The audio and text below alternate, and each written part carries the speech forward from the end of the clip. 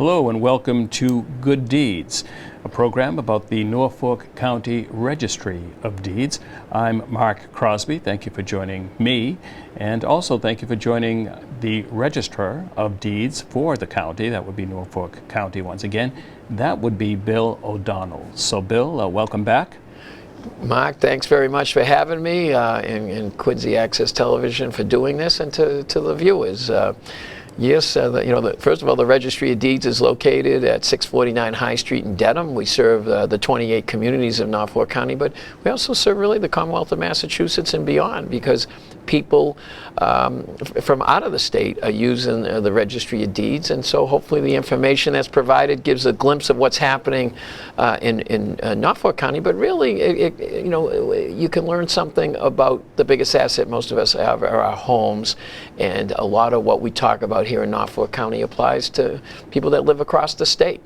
I'm glad you said that, because I think after the first or second program that we did that went throughout Norfolk County, I think I told you that Shirley, the town of Shirley, which isn't in Norfolk County, asked to run the program because the information was relevant to that town as well, not again directly related to county business, but related to the registry that serves that town. Well, it serves, the issues that we talk about really transcend town lines. I mean, when you're talking about a homestead that protects your property as a principal residence. That's Massachusetts legislation. Exactly.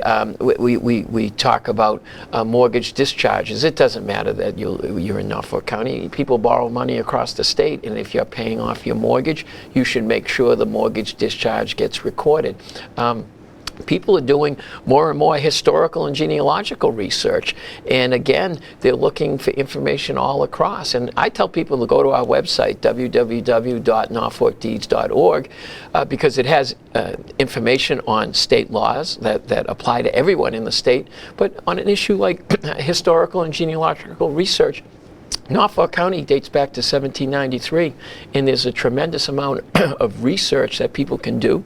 We have 4 presidents born here in Norfolk County. There's a deed from the second president of the United States, John Adams, to the 6th president of the United States, John Quincy Adams. But more importantly, from 1793 to 1900, there were over 450,000 documents that has been transcribed. That was a History Comes Alive project that we did.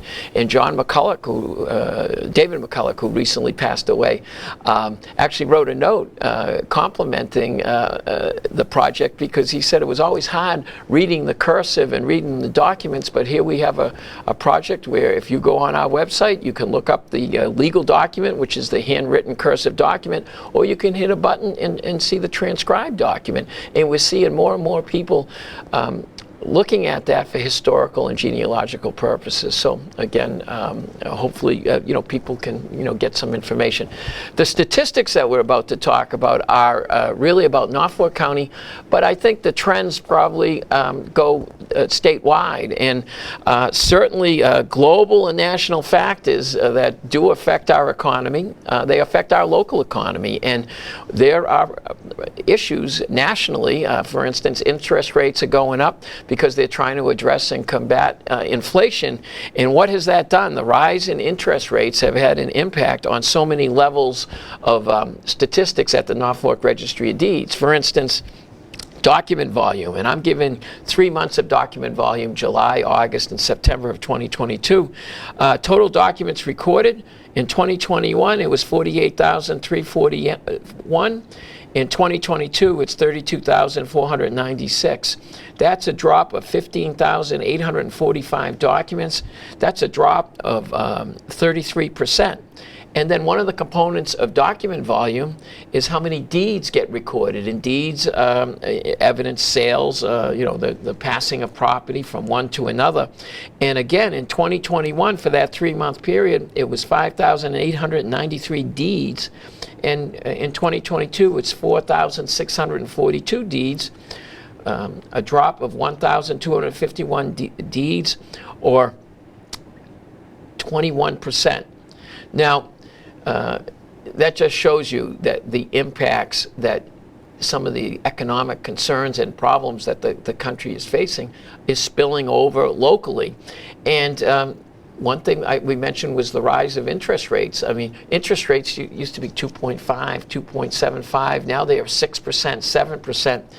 You know, that has a couple of impacts. First of all, it has an impact on refinancing. So when you look at another document that gets recorded, when we borrow money, mortgages get recorded. And mortgages get recorded because maybe we're buying property, but mortgages get recorded because we're refinancing. We might have kids in college.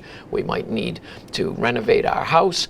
There's any number of reasons why people borrow money, but significantly, in 2021, there was 10,869 mortgages in that 3-month period.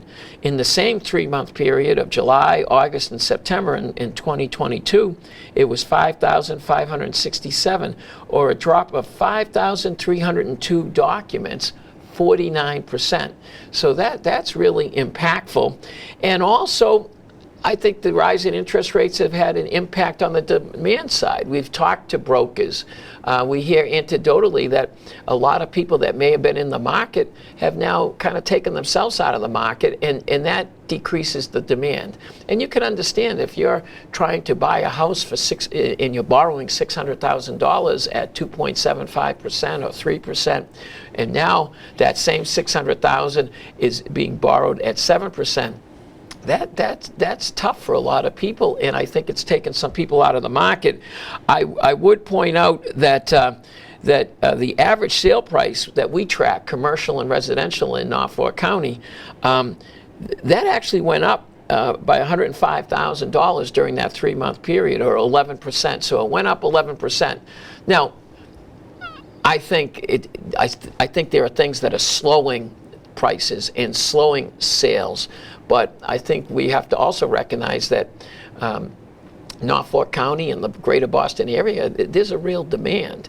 And it hasn't caught up. Nationally, in other areas, they're seeing a real drop-off in prices and drop-off in sales of homes, in drop-offs in value.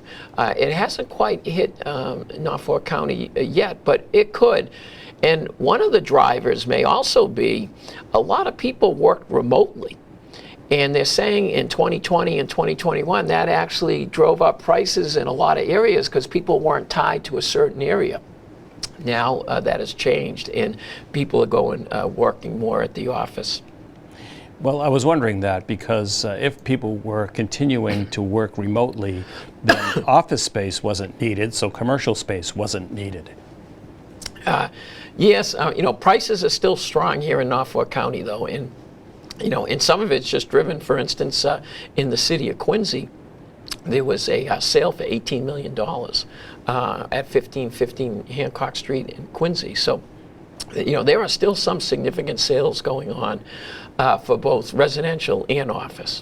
But not too long ago, the asking price of homes, often homes, and I probably commercial property as well, people, businesses, companies were paying beyond the asking price. And that's what we're hearing anecdotally. Just for instance, on residential, there was multiple parties. There could be 6 parties bidding over asking and competing for that home.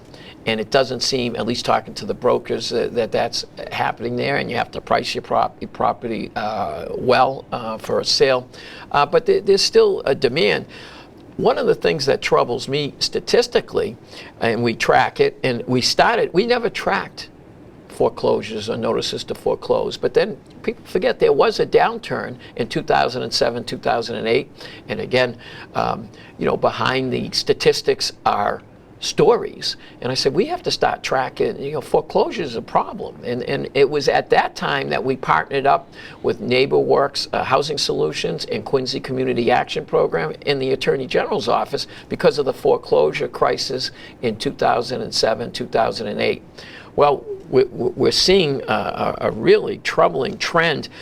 For instance, foreclosure deeds. There was a growth of foreclosure deeds in Norfolk County. And again, foreclosure deeds are at the end of the process. that is where a bank or a lender that has foreclosed on someone records the deed. And those are up. But what's more troubling is the notices to foreclose. And the notices to foreclose, which is at the beginning of troubles, that a lender has filed by law. They have to file a notice of foreclosure notice of foreclosure in at the registry of deeds. And we track that. And sometimes people get themselves out of it. They might be facing a job loss or a health situation. But in the first quarter, or in this quarter, which is the first quarter of the fiscal year, third quarter of the calendar year, but July, August, September 2021, the notices to foreclose were 30. In the same quarter in 2022, it is 91. That's a 60, volume-wise 61, but that's over a 200% increase.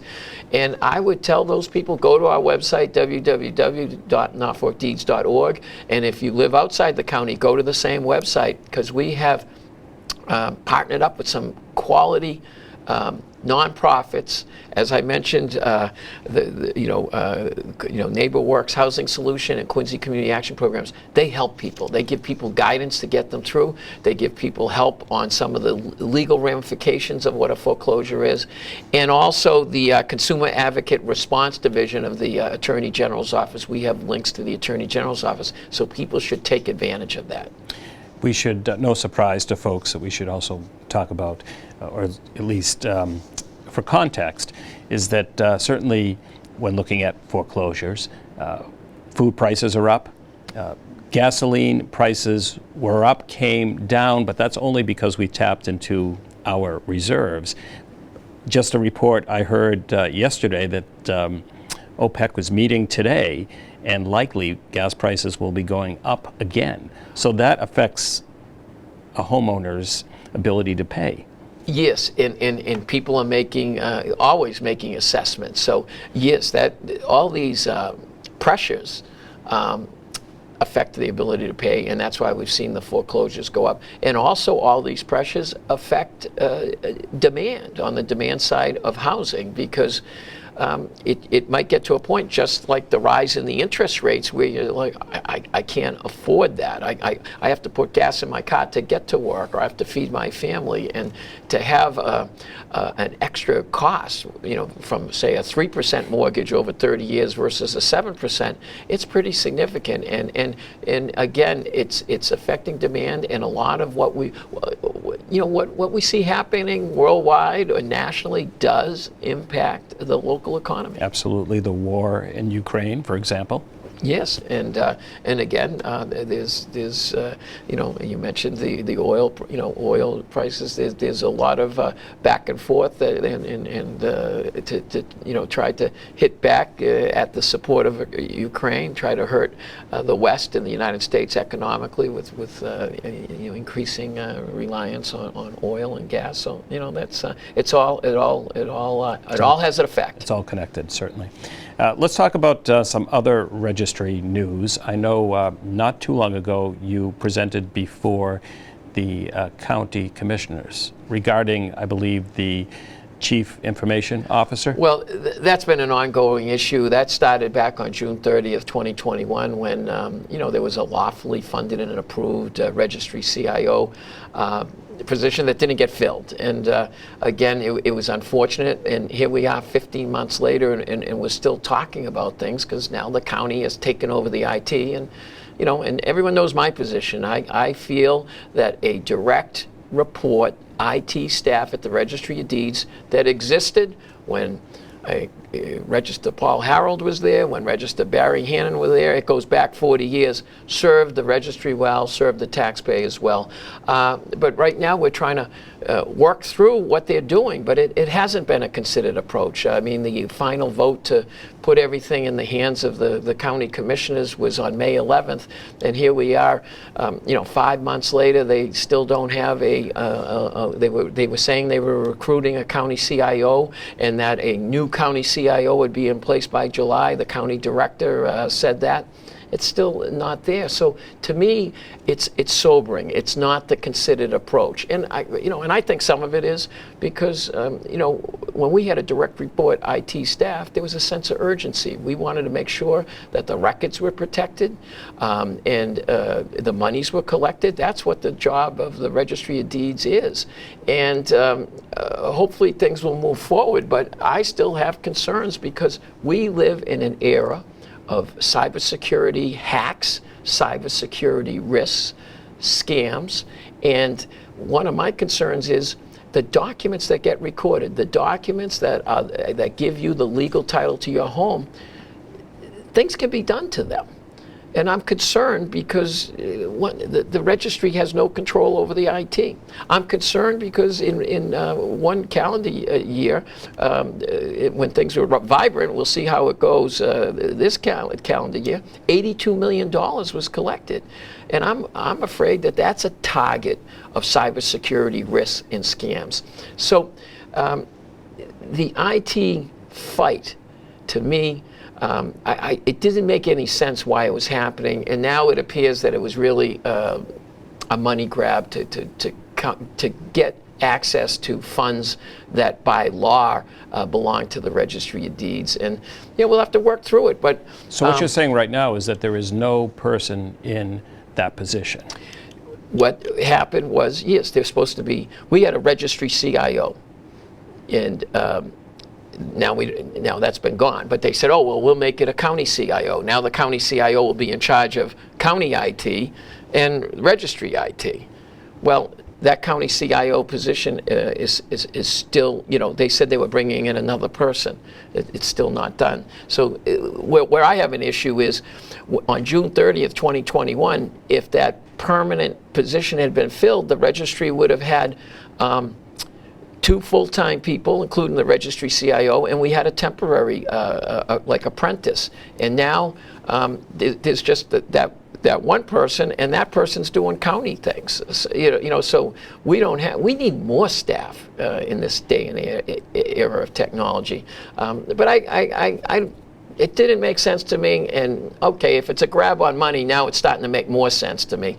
But it's too bad. But we got to work through it, and I think it's important. It's a sobering problem because NBC News just did a study on the increase in hacks, and they did a study on Massachusetts communities, Massachusetts government communities that have been hacked and had breaches and had ransomware.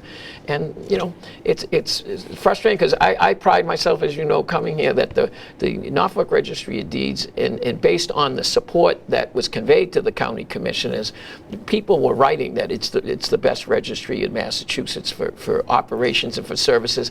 So I just don't see this as I just see it as not being fair to the people that use the registry, which is everyone that owns property, and not being fair to the taxpayers of Massachusetts and Norfolk County that rely on the collections.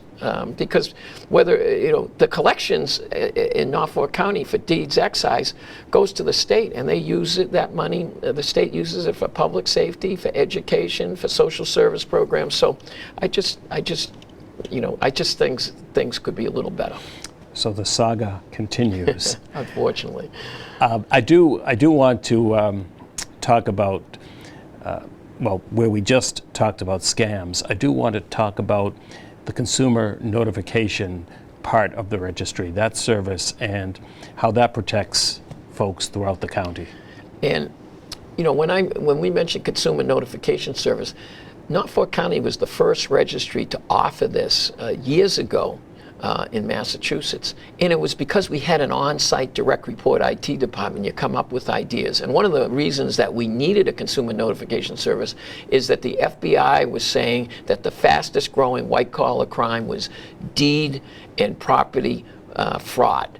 Now, the Consumer Notification Service is an anti-fraud program. It doesn't prevent the fraud, but because we had an IT staff, we set it up. You can go to our website at www.norfolkdeeds.org, which again is IT driven, and you could sign up. And what it does is you get a notification anytime a document gets recorded in your name. or close to your name. My name is William Patrick O'Donnell. I always say I've signed up. I've gotten notices for William J. O'Donnell. I look it up. It's not me. But there may be a time I get a notification and it's, wait, that's the deed to my house. Oh, wait, that's a mortgage I didn't sign. And we were out, we're getting back out there post-COVID to the Foxborough Historical Society, and I mentioned the Consumer Notification Service, and an elderly lady got up and said, when you came to the senior center, we looked up the information, fraud was picked up, and she goes, I never signed that. And she went to the Foxborough police, and she even said, she says, I'm older, my kids don't know everything I did. They might have thought I signed for that mortgage, and I didn't. And again, you can't prevent the fraud. However, and again, she only found it because we were looking up the documents. The registry staff was looking up the documents for her. But she said that's why everyone should sign up for this consumer notification service. It's free, and you never know. And again, there's heightened IT scams going on out there, and the biggest asset people have is property. So again, you can't prevent the fraud, but it can help. You can help combat it by signing up for this, and we have links to law enforcement, and you might have to get an attorney yourself to help straighten out a bad thing that can happen to people. It certainly keeps an individual in the know. Yes, I mean, my parents bought Norwood in 1959, and you showed up, you did the closing, and you didn't look at another piece of document or property. They didn't know about homesteads and, checking on your title to make sure it's not being compromised. And again, that's the beauty of being on the website. Yes, you can get notification, but you can also look things up. We've tried to bring the registry records into people's homes and businesses. So through our system, we have the Brown Tech management system. It's done a nice job operationally because we collect $82 million. We recorded over 200,000 documents. It does the job, but it also has allowed us to put these documents out there so that you can do research. Our documents are integrated and index and documents back to 1793. And so you can look up all this information, again, for the historical and genealogical research, or just look up your information, to just double check, whether the mortgages have been discharged, or, just see what's been recorded.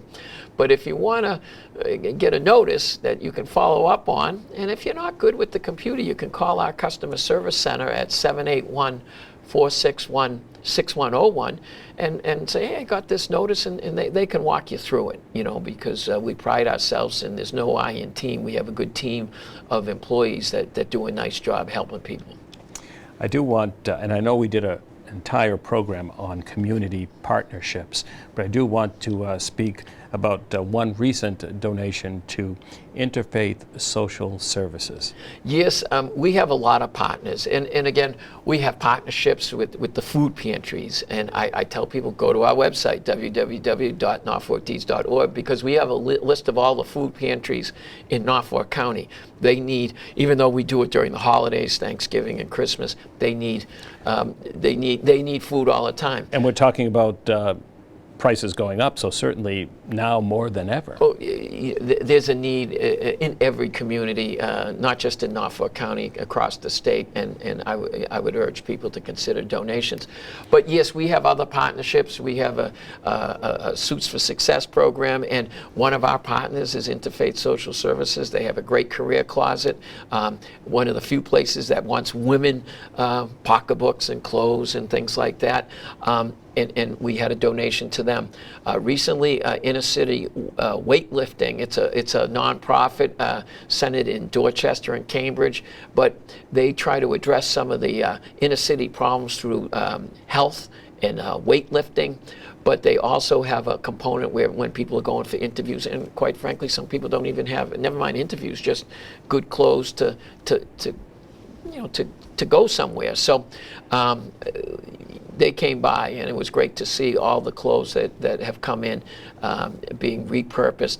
And we have partnerships with the VA, the veterans. We thank the veterans for their service, but we go over to Jamaica Plain and drop clothes off. And We also just recently did the same thing that we did for Interfaith Social Services. We went to a program, it's called Circle of Hope, out in Needham, and made donations per their requirements. So a lot of these groups have their own requirements, and we try to work through them. And if you want to donate to them directly, you can certainly go to our website and there's contact information. But we pride ourselves on civic engagement, and I think the Norfolk Registry of Deeds, again, it's an arm of government that people probably haven't heard about, but we try to be impactful and help in any way we can, in outreach to the community. Well, I know this program was an update for numbers and statistics, but naturally we get into some current news as we have in update programs past. I certainly want to thank you for coming in and sharing all this information with us today. Well, again, thanks to you, Mark, and thanks to the production team, and more importantly, I thank the people that that tune in, and we're happy to provide this information. It's government should be about helping people, and government should be about, at times, running it like a business, but also recognizing there should be a compassionate side to the delivery of services, even a registry of deeds that people may not know much about. Well, we should also mention and thank the folks throughout the county, the access stations throughout the county that do pick up this program and air it. And often, if we are off in a week, because we do this monthly, so we try to time it around the same time each month. But if we don't hit it right, I'll get an email from another director in another access center throughout the county, or somewhere in Norfolk County, wondering when the next episode is. So people are interested in what you have to say. Well, that's great, and again, it's what government should be about. And again, what drives me when I first became registered deeds is really the thought that the biggest asset most people have are their homes, and you have to get the information out there because it is the biggest asset, and the registry deals with that big asset. And if we can provide the information and people can take steps to protect their property or to make things a little easier when they go to sell their property or refinance, we're happy to do it. That's what government should be about. On that note, well said, and we'll end it there. I certainly welcome you back for another update in the future. Thank you. Thank you. And thank you at home for watching this particular program. And just keep in mind to support your local community access station in the community, in the city, town where you reside. Thank you.